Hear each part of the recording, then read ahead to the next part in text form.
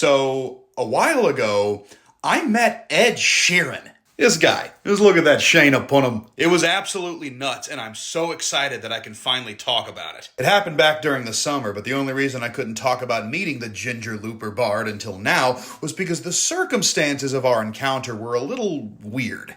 Not bad, just weird. So a little background, I live in Chicago, and on the outskirts of the city, as well as in the surrounding suburbs, there are a lot of wild deer. Like this one.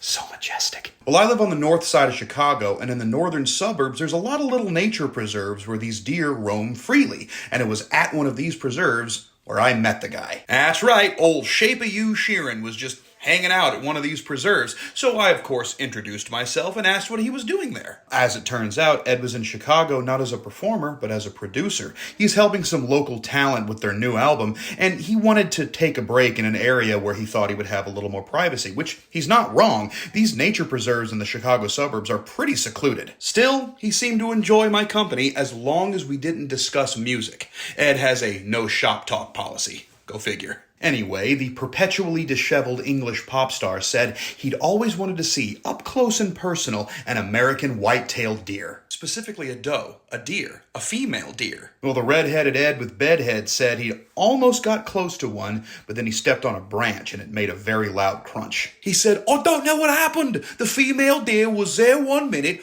I stepped on the branch, and then it was just gone. What happened to the doe?" So then I says to him, rather incredulously, "Ed, she ran." I'm in love with the smell of glue.